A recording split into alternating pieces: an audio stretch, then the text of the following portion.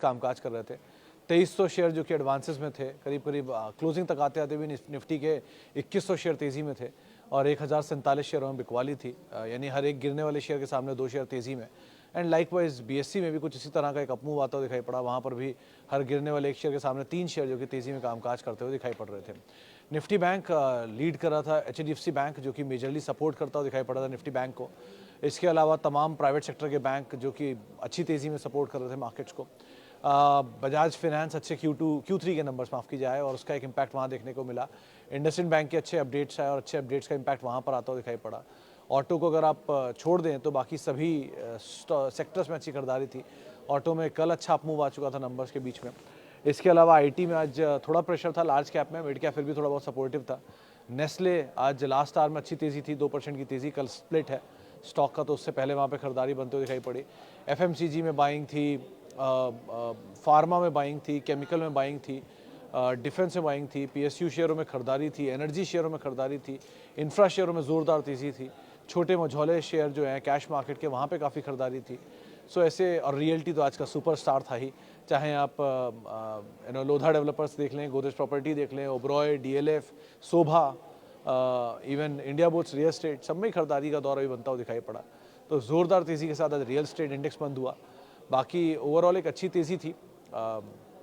Markets में, broader markets तेज़ी में है, अर्निंग की शुरुआत होने जा रही है। कल वो आज पहला नंबर आया जीएम ब्रिवरीज का, नंबर तो वीक साइड पर था, लेकिन अदरवाइज मार्केट को लेकर जो अपमूव है वो शायद कंटिन्यू है बाजार में। और जानकार मान रहे हैं कि शायद तेज़ी अभी प्रिवेल करेगी। निफ्टी कहीं 49,000 50,000 तक के निफ्टी बैंक के टारगेट्स यहाँ पे आते हुए दिखाई पड़ रहे हैं। निफ्टी के केस में भी जानकार मान रहे हैं कि किसी भी डिप को आप 21,500 का एक स्टॉप लेके लॉन्ग साइड पे देख सकते हैं और 21,900 21,950 ही आपके लिए एक नियर टर्म रेजिस्टेंस शायद बाजार देखेगा। सो इस तरह से एक आप लॉन्ग साइड पोजीशन रखिएगा। रियल एस्टेट लॉन्ग ही रहेगा। 2024 के लिए एक अच्छा सेक्टर बोला ही गया ये सेक्टर, और अच्छी तेज़ी वहाँ पर देखने को मिली भी आज। रिसेंटली जो रिपोर्ट्स आई हैं वो भी मेंशन कर रहे हैं कि इंटरेस्ट रेट सिनेरियो जैसी रिवर्सल साइड पे जाएगा तो यहाँ पे डिमांड पिकअप या सब टेलमेंट सेक्टर को आता हुआ दिखाई पड़ेगा, तो ये भी एक ट्रिगर के तौर पे कामकाज करेगा।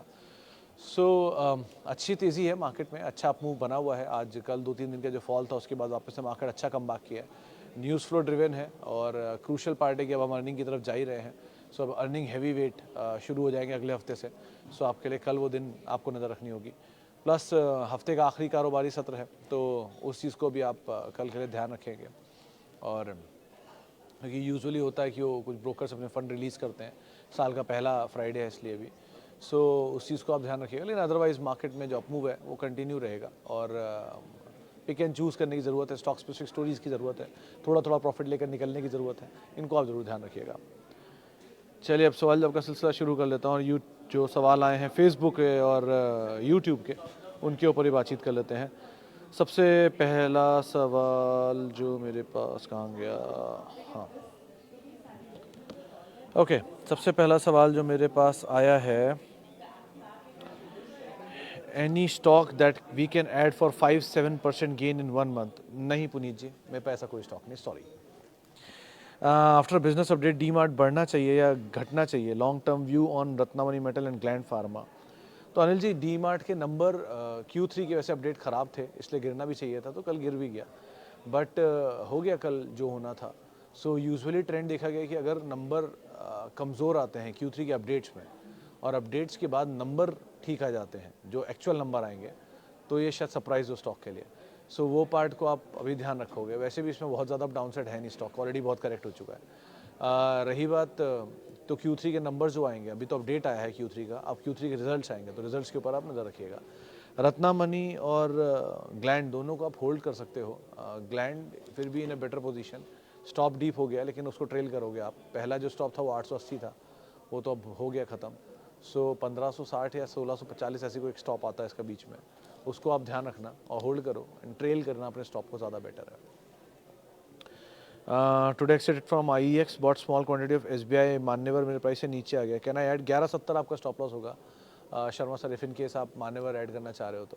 वो ब्लॉक का प्राइस था जहाँ पर पहला ब्लॉक हुआ था, इसके अंदर प्रमोटर ने एग्जिट किया था 82 रुपये के दाम पर, 82% से घटा के 75% लाने के लिए। सो बेटर इज़ कि वो आप एक स्टॉप लॉस है उससे 2-4 रुपये ऊपर नीचे का स्टॉप लॉस लेके आप बने रहो और एसबीआई में आपके लिए 530 स्टॉप था, 530 के आसपास स्टॉप लेके आप चलोगे, क्योंकि वो मेजर लीज का लाइफ हाई था उस टाइम का, जिसको ब्रीच करके चला था, सो वो आपका स्टॉप लॉस बनेगा। डिविडेंड रेगुलर इनकम के अभी कौन से शेयर ले सकते हैं? तो लक्ष्मण जी देखो, जब बाजार नीचे होता है तब डिविडेंड के शेयरों की ज़्यादा लॉजिक होते हैं। आप ऐसे समझो कि कोई कंपनी अगर 6 रुपये डिविडेंड देती है, मान लेते हैं, और शेयर का दाम 100 रुपया है, तो आपके लिए 6% की यील्ड खड़ी कर देता है वो, ठीक। अगर वही शेयर टूट के कहीं 50 रुपये आता है तो आपकी यील्ड बढ़ के 12 रुपये हो जाती है, क्योंकि डिविडेंड तो आता ही रहेगा, डिविडेंड को तो कोई लेना देना नहीं शेयर के प्राइस से, वो तो कंपनी की प्रॉफिटेबिलिटी पे चलता है। सो कोई भी कंपनी जब ज़्यादा टूटेगी, डिविडेंड पेइंग कंपनी, तो उसकी यील्ड और अट्रैक्टिव होती चली जाती है। तो आपके लिए चॉइसेस में सबसे पहले आते हैं पीएसयूज सारे के सारे, चाहे आप मतलब यील्ड्स के हिसाब से देखोगे तो हिंदुस्तान जिंक सबसे ऊपर दिखेगा आपको, या वेदांता भी दिखेगा, लेकिन वेदांता और जिंक्स में या मेटल बेस्ड जो कंपनीज हैं उनकी यील्ड्स में चेंज आ सकता है विद टाइम, क्योंकि वो साइक्लिकल सेक्टर है। तो जो सिक्योलर सेक्टर है, जहाँ पर हर बार डिविडेंड आता है और कंसिस्टेंटली आ रहा है, उनको पहले प्रेफरेंस दो, और उनमें भी उनको स्टॉक लेने की चॉइस करो जो ज़्यादा टूट गए हैं। सो आईटी में हमेशा कंसिस्टेंटली डिविडेंड आता है, कैश रिच होती है। Bajaj auto is good dividend yielding stock, हालांकि 3-4% ही आता है, बट वो वैल्यू ग्रोथ स्टोरी भी है। सो नीचे मिल जाए तो और ही अच्छा है। नेस्ले का अच्छा डिविडेंड, लेकिन वो बहुत महंगा हो गया है। So even Oracle is very good private में, जिसके डिविडेंड यील्ड बेटर है, 6-6.5-7% के आसपास की यील्ड है इसकी। इसको आप एक बार को देख सकते हो, कभी नीचे मिल जाए तो और अच्छा है। बीपीसीएल का अच्छा डिविडेंड है। गुडियर का था, पता नहीं, गुडियर का मैंने लास्ट ईयर का ट्रैक नहीं किया, लेकिन पहले तो अच्छा डिविडेंड डील था इसका। सो ऐसे कुछ स्टॉक जिनके पीएसयूज और जिनके डिविडेंड बेटर साइड पे मिले, उनका पहली प्रेफरेंस तो ज़्यादा बेटर है। ओके, आगे बढ़ते हैं। मैनकाइंड फार्मा अभी तो होल्ड करो सर, लेकिन लास्ट क्वार्टर के नंबर अच्छे थे और 2 अच्छे क्वार्टर के नंबर आ चुके हैं कंसिस्टेंटली, तो शायद बेस हायर साइड पर होगा, तो 1-2 क्वार्टर के नंबर थोड़े से वीक साइड पर आ सकते हैं। सो वैसे भी बहुत बड़ी तेज़ी दिखाई है आईपीओ प्राइस से, तो थोड़ा कूल ऑफ होके थोड़ा सा एक रेंज बाउंड ट्रेड में फंस सकता है, तो उसका ध्यान रखना आप। वैसे कंपनी ठीक है in total. Sir, any 2 large cap stock for fresh entry? TCS and Infosys always. Infosys वैसे ज़्यादा बेटर पोजीशन है सो फार, क्योंकि आज एक मॉर्गन स्टैनली का भी नोट आया था, उन्होंने भी बात मेंशन की है कि इन्फोसिस ज़्यादा करेक्ट भी हो चुका है, वन प्राइसिंग के लिहाज से, दूसरा अपनी गाइडेंस को मल्टीपल टाइम कट कर चुका है ये क्वार्टर बाय क्वार्टर। सो इतना पैसिमिज्म उसने ऑलरेडी अपनी बुक्स में दे दिया है, मतलब ऑलरेडी इन्वेस्टर्स को दे दिया है कि अगर कहीं भी थोड़ी सी आउट परफॉर्मेंस आई है नंबर्स वाइज, कहीं भी थोड़ा बेटर नंबर पोस्ट कर दिया इन्फोसिस ने, तो वो शायद आउट परफॉर्म कर सकता है। सो इन्फोसिस एंड टीसीएस ऑब्वियसली, क्योंकि टीसीएस बायबैक प्राइस से नीचे है, वो बात अलग है, बायबैक मैंडेटरी था इनके लिए, लेकिन फिर भी वो बेटर साइड पे दिखाई पड़ रहा है। तो इन्फोसिस, टीसीएस, अगर नेक्स्ट 2 कोई चाहोगे तो टेक महिंद्रा, एचसीएल टेक, इन 4 में से कोई भी आप स्टॉक चुन, इवन एलएनटी, इन्फोटेक, माइंडट्री। सो ये 5 में से कोई भी नाम चुन सकते हो, बट पहली प्रेफरेंस में तो टीसीएस, इन्फोसिस ही रहेंगे ऑब्वियसली, फिर एलएनटी, इन्फोटेक, माइंडट्री, देन बाकी दोनों में से कोई एक आप ऑप्ट कर सकते हो अकॉर्डिंगली। सर, स्टॉप लॉस लगाना ज़रूरी है लॉन्ग टर्म इन्वेस्टर्स के लिए? नीचे आया तो ऐड करने से अच्छा मौका होगा? शर्मा सर देखो, 2 तरह के पक्ष होते हैं इसमें, ये आपका मतलब निजी फैसला होगा, आपका कन्विक्शन सब कुछ है। मान लीजिए एसबीआई है, तो एसबीआई से स्टॉक में पैसा डूबता नहीं है, तो कहीं भी फॉल मिलता रहा, आप आराम आराम से ऐड करते रहो, कोई ऐसा रिस्क नहीं है उसमें। लेकिन मान्यवर जैसा स्टॉक है, मान लीजिए क्योंकि अभी बहुत ज़्यादा क्रेडिबिलिटी इसकी प्रूवन नहीं है, बहुत समय तक प्रूवन नहीं है। सो यहाँ पर आपके पास हिस्ट्री इतनी पुरानी नहीं है। एसबीआई के इसमें आप एक बार को रेस्ट एश्योर्ड रह सकते हो, लेकिन मान्यवर में नहीं रह सकते इतने लंबे तब समय के लिए एश्योर्ड। सो इसीलिए फिर भी वहाँ पर स्टॉप लॉस लगाना ज़रूरी है। तो कहीं स्टॉप लॉस आप लगाओगे ना, ऐसा तो है नहीं एन नंबर ऑफ टाइम के लिए एन नंबर ऑफ स्टॉक आप लेते ही चले जाओगे। सो स्टॉप लॉस कहीं कहीं पर तो हेल्प भी करता है। बाकी क्वालिटी पे भी डिपेंड करता है, आप किस स्टॉक में जा रहे हो, कितनी ड्यूरेशन के लिए जा रहे हो, आपका एम क्या है, तो वो आप तय करोगे। वरना ऐसी कोई दिक्कत नहीं है, आप लॉन्ग टर्म में जाना चाहते हो, दोनों में आप आराम से ले सकते हो। लेकिन कुछ स्टॉक के साथ स्टॉप लॉस ज़रूरी भी होते हैं ना। मान लो अब सत्यम भी था, उसमें स्टॉप लॉस नहीं लगाया होता, उन्होंने 6 रुपये भी देख लिया, जिन्होंने लगाया उनके 400 रुपये भी निकल गए। So depends. चलिए जी, आगे बढ़ते हैं। TCS result on 11, should I add big quantity on 12 if it goes 2-3% down after result? At present I am adding 10 share every month. तो अनिल जी, मतलब what is your aim? One depends, पहले तो number क्या है। अगर नंबर बहुत ही horrible आ जाते हैं तो ये बढ़िया झटका देगा और कहीं कई दिन तक वो झटके का इंटेंसिटी रहेगा। अगर नंबर बहुत हॉरिबल नहीं आते हैं, कि 1000 करोड़ की एक्स्ट्रा प्रोविजनिंग बाजार मान के चल ही रहा है इस बार आनी है नंबर में, तो 1000 करोड़ तो वैसे ही नंबर कम आएगा, लेकिन वो नंबर के बाद भी नंबर सरप्राइज कर जाता है तो बात अलग है। गाइडेंस कट आती है, बहुत ख़राब नंबर देते हैं, आउटलुक बहुत ही ख़राब दे देते हैं, तो आपको अच्छे मौके मिलेंगे। But any given a situation of time, any given scenario, किसी भी हाल में अगर आप 10-10 शेयर उठा रहे हो और आप बल्क में लेना चाहते हो, तो व्हाट आई सजेस्ट इज़ कि आप उसको 30-30 कर दो मैक्स। अपनी एसआईपी को थ्राइस कर सकते हो, बट एक बार में बल्क में कभी मत जाना किसी भी स्टॉक में, चाहे कितना भी अच्छा सिनेरियो आ जाए, जब तक वहाँ पर बहुत स्ट्रॉन्ग डिस्ट्रेस ना देखने को मिले। डिस्ट्रेस आ जाए तो बात अलग है, लेकिन डिस्ट्रेस नहीं है तो ऐसा मत करना, क्योंकि डिस्ट्रेस इज़ वेरी क्रूशियल। क्या पता टीसीएस के नंबर बेटर आए, शेयर 1.5-2% चले और उसके बाद फिर बाजार में कोई ख़राब खबर आ जाए और उसके बाद शेयर टूट जाए। सो एनी सिचुएशन के लिए तैयार रहना होता है, तो इसीलिए आप थोड़ा और वेट कर लो, ज़्यादा बेटर है। और अगर आपको लग ही रहा है तो एसआईपी का साइज़ बढ़ा दो, फ्रीक्वेंसी कम कर दो, मतलब ड्यूरेशन कम कर दो, लेकिन ज़्यादा लेने लग जाओ, बट एक साथ बल्क में मत जाओ, ज़्यादा बेटर है। जोमेटो 600 शेयर 102 रुपये पे। मनीष सर, किसी भी तेज़ी में अपना प्रॉफिट लेते चलना, कैपिटल फ्री करते चलना, और बाकी शेयरों के साथ आप बने रहो, आपकी चॉइस है। यहाँ पर जब तक प्रॉफिट नहीं है, इस कंपनी के नंबर से मुझे ज़्यादा भरोसा है नहीं। बहुत अच्छी स्टोरी है QSR की, बहुत अच्छी स्टोरी है डिलीवरी की, बहुत अच्छी स्टोरी है अर्बन इंडिया की, बट एक ही चीज़ है, where is the profit and where is the dividend. एक चीज़ तो मिले शेयर होल्डर्स को ड्यूरिंग, मतलब मैं नहीं कहता कि कदम कंपनी ख़त्म हो जाएगी, बहुत बुरा हो जाएगा, ऐसा कुछ जाएगा, नहीं पता मुझे, लेकिन जब तक टर्न अराउंड स्टोरी में नंबर नहीं आ रहे हैं, इक्विटी इतनी बड़ी है, उसको सर्व करने के लिए प्रॉफिट पीछे है नहीं, डिविडेंड है नहीं शेयर होल्डर्स के लिए, प्रमोटर की होल्डिंग 4% है। सो अभी भी, मतलब 4 नहीं तो 10 के नीचे मान लिए चलिए, मोटा मोटा फंड्स के पास मेजर होल्डिंग है। सो इसीलिए मैं एक बार को स्केप्टिकल हूँ, तो बेटर है ना नीचे मिल जाए, वरना आपको कैपिटल तो फ्री कर ही रहे हो, आप कैपिटल फ्री हो जाएगा, फ्री के शेयरों को छोड़ देना, क्या दिक्कत है। म्यूचुअल फंड की SIP near monthly expiry date पर रखना कैसा रहेगा? Is it strategy better than first week SIP of the month?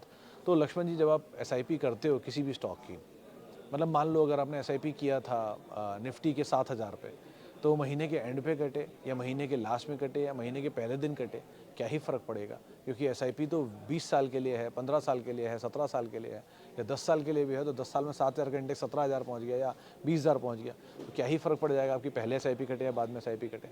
15% mutual fund आम तौर पे या 13% म्यूचुअल फंड आम तौर पे एक रिटर्न निकाल के दे देता है over a period of time. 15% Nifty निकाल के दे देता है अगर निफ्टी आउट परफॉर्म करता है तो एवरेज। तो आपकी एसआईपी में बहुत ज़्यादा फ़र्क नहीं आएगा यूनिट अलॉटमेंट में। और अगर आपको फिर भी लगता है तो इसका एक तरीका ये हो सकता है कि आपकी एसआईपी मान लीजिए 3,000 की है, सिर्फ एग्जांपल, तो 1.5 की पहले कटवा लीजिए, 1.5 की बाद में कटवा लीजिए, दोनों तरह की चीज़ें आपको मिल जाएंगी अगर आपको मन की संतुष्टि चाहिए तो। और बाकी मल्टीपल फंड्स होंगे ही, ऑब्वियस ही बात है, तो मल्टीपल फंड्स की कुछ एसआईपी पहले कर लीजिए, कुछ एसआईपी बाद में कर लीजिए, ताकि वहाँ पर आपको संतुष्टि मिल जाए। लेकिन जब आप, सीधी सी बात है, जब आप बहुत मुंबई से गोवा जा रहे हो तो वर्ली में फंसने वाले जाम में नहीं आप सोचोगे ना उसके बारे में। मोहल्ले में अगर जाम लगा और आपको गोवा निकलना, तो क्या ही फ़र्क पड़ता है, आपको तो गोवा ही जाना है ना, छोटा मोटा जाम क्या ही फ़र्क पड़ेगा आपके लिए। DLF 100 शेयर 224 की बाय है, गोदरेज प्रॉपर्टी 20 शेयर 1200 की बाय है, एग्जिट कर लेना चाहिए? नहीं, मेरे ख्याल से तो आप बने रहो अभी, बट एक चीज़ करना कि आप जयप्रकाश जी थोड़ा थोड़ा ऊपर के लेवल पे एटलीस्ट कैपिटल फ्री कर लेना अपना, स्पेशली DLF में, क्योंकि वहाँ पे आपके पास क्वांटिटी है। गोदरेज के केस में 20 शेयर हैं, बहुत ज़्यादा फर्क नहीं पड़ेगा, डबल होने वाला है ये पैसा आपका, तो 10 शेयर निकलते हैं, अभी कैपिटल निकल जाएगी, तो कैपिटल निकाल के बाकी फ्री के शेयर आप हमेशा के लिए भी छोड़ दोगे तो फर्क नहीं पड़ता। DLF माइट भी अपने पुराने हाइज अचीव करे जो कि 1,000 रुपये के आसपास के हैं, क्योंकि जानकार मान रहे हैं, ब्रोकरेज हाउसेज मान रहे हैं, आउटलुक ऐसा बन रहा है। लेकिन अगर ऐसी सिचुएशन बनती भी है तो भी आपके पास 100 शेयर तो फिर भी अवेलेबल रहेंगे ही। सो या 50 शेयर एटलीस्ट आप निकाल दो, तो धीरे धीरे क्या कैपिटल निकलता रहेगा। फ्री के शेयरों को आप थ्रू आउट लाइफ के लिए भी छोड़ दो, कहीं भी जाए क्या ही फ़र्क पड़ता है, लेकिन एटलीस्ट आपका कैपिटल भी निकल आया और आप सेक्टर में बने भी रहोगे। ये तरह की प्रेफरेंस के साथ आप कर सकते हो काम इस पर। कुछ सवाल जो यूट्यूब पर आए हैं ज़रा वो भी देख लूँ, कहाँ गए, हाँ ये रहे। पुनीत जी का सवाल है, स्टॉक्स टू स्टडी के लिए पेड सर्विस लेने का फ़ायदा है? मनी कंट्रोल पर जो पेड सर्विस लेते हैं वहाँ टारगेट जो बताया जाता है वो करेक्ट होता है क्या? इसको फॉलो कर सकते हैं? सर, आप मेरी कंपनी के बारे में ही सवाल पूछ रहे हो, तो मैं एक ही चीज़ बोलूँगा सर, कि किसी भी स्टॉक जो आपको पता चले, कहीं से ही पता चले, बीट कोई वेब पोर्टल बताए, कोई जानकार बताए, कोई ब्रोकरेज हाउस बताए, या मैं भी बताऊँ, एक ही चीज़ बोलूँगा कि उसके बारे में पढ़ लीजिए। ये आपका पैसा है, आपको लगाना है, लंबे समय के लिए लगाना है और आपको ही उसका प्रॉफिट लेना है, आप ही को उसका रिस्क भी झेलना है और आप ही को उसका रिटर्न भी पूरा खाना है। सो मेरी रिक्वेस्ट है हम्बल कि आप जो भी आपको जहाँ से स्टॉक मिला आप उसके बारे में पढ़िए, थोड़ा बहुत पढ़िए, ज़्यादा पढ़िए, वो आपकी प्रेफरेंस है। पूछिए लोगों से, उसके रैशनल पूछिए, समझिए, भाव मत देखिए, टारगेट मत देखिए, क्योंकि टारगेट मत देखिए मतलब भाव तो देखेंगे ही, टारगेट मत देखिए, टारगेट कुछ भी हो सकता है नाप चनाप, लेकिन उसके पीछे का रैशनल क्या है वो देख लीजिए। Rational is important, target is not that important. तो रैशनल सुनिए, समझिए, अपना कन्विक्शन आपका आया तो आप लीजिए, वरना अवॉइड करिए। आप पैसे देकर पैसा कमाने की कोशिश करेंगे तो मुश्किल हो सकता है एक बार को। वैसे इसमें कोई बुराई होती नहीं कि बीमारी के लिए आप डॉक्टर के पास जाते हैं, सो एडवाइस के लिए एक सर्टिफाइड फाइनेंशियल एडवाइज़र के पास जाएंगे, सो ये गलत नहीं है, लेकिन उससे भी आपको क्वेश्चन करना ज़रूरी है, जैसे आप डॉक्टर से करते हो कि दवाई क्यों, कितनी, कब तक ठीक होगा, बीमारी क्या है। लाइकवाइज फाइनेंशियल एडवाइज़र से भी आप बात करोगे, लेकिन हर चीज़ के लिए रैशनल पढ़ना इज़ इम्पॉर्टेंट। क्यों का सवाल जब आपको मिलता रहे जब तक, तब तक आप उस क्यों को पूछते रहिए, वो ज़रूरी है आपके लिए, इंस्टेड ऑफ कब तक। तो क्यों इज़ इम्पॉर्टेंट इंस्टेड ऑफ कब तक। I am holding Relaxo at a price of 1000 for long, very long term. Now should I sell it and enter into HUL or Wipro or TCS, HDFC, Kotak? तो पांचों नाम better हैं जो आपने opt किए हैं, बट आई विल सजेस्ट कि आप इनमें कोई नया फ्रेश लॉन्ग कर सकते हो इंस्टेड ऑफ रिलैक्सो को बेच के। कोई एक स्टॉक चल नहीं रहा, जब वो थोड़ा चला और आपको लग रहा है कि इसमें निकल के मैं दूसरे में चला जाऊँ, तो इससे अच्छा ये है कि अगर तो कैपिटल निकाल के फ्री के शेयर रख लो अपने पास, वन इधर, और नया निवेश आप जो कर रहे हो वो इनमें से किसी एक में कर लो। और जो भी नया नाम आपने ऑप्ट किया है, ये सबके सब नामों के लिए वेट कर लो इस क्वार्टर के नंबर्स का। पहले ही हफ्ते के अंदर सबके नंबर आने वाले हैं, उसमें आपको बहुत आइडिया लग जाएगा और वो आइडिया लगने के बाद आप एक बार को एंटर कर सकते हो। बट आउट राइटली जाने का अभी फ़िलहाल कोई लॉजिक नहीं है, सो एक बार को वेट कर लो, नंबर्स आ जाए, नंबर्स के बाद जो भी सिचुएशन बने उसके हिसाब से आप कॉल लेना ज़्यादा बेटर रहेगा। Okay, last view on GMM Fodder, is it good stock to buy for 5-7 years? Value, management, business, cost, promoter shareholder has reduced. Sir ये वैभव जी जब फॉडलर इसमें था तब एक बार को कन्विक्शन ज़्यादा था, अब फॉडलर नहीं रहा, यानी मल्टीनेशनल पार्टनर निकल गया, खाली GMM रह गया है, सो थोड़ा कन्विक्शन तो कम हो गया है पहले से, बट स्टिल लेट्स सी कैसे नंबर परफॉर्म करते हैं। है आपके पास तो बने रहो और नंबर पर नज़र रखना। प्रमोटर होल्डिंग कम इसीलिए हुई कि फॉडलर निकल गया, इसमें से फंड्स आ गए, बट ठीक है, मैनेजमेंट ने आके बुलिश कमेंट्री दी थी रिसेंटली अपने इंटरव्यूज़ में। अगेन यही एक कंसर्न है कि प्रमोटर नहीं है तो जो प्रीमियम मिलता था वो नहीं मिल रहा, सो बाकी आप बने रहो तो कोई ऐसा खास रिस्क नहीं है, बट स्टॉप लॉस ज़रूर रखना है इसके अंदर आप। चलिए फिलहाल अब इतने सवालों शामिल करूंगा, माफ़ी उन सभी लोगों से जिनसे बातचीत नहीं हो पाई, बहुत बहुत शुक्रिया उन सभी लोगों का जिन्होंने सवाल पूछा। आपसे मुलाकात होगी अब 5:30 बजे शाम को, और आप मेरे साथ जुड़ सकते हैं @सुमित रिसर्च, मेरा ट्विटर हैंडल है, इंस्टा हैंडल है, सोशल मीडिया हैंडल है, और किसी भी निवेश से पहले अपने वित्तीय सलाहकार की राय ज़रूर ले लें, और CNBC आवाज़ के YouTube और Facebook पेज पे आप रोज़ सवाल पूछ सकते हैं। नमस्कार।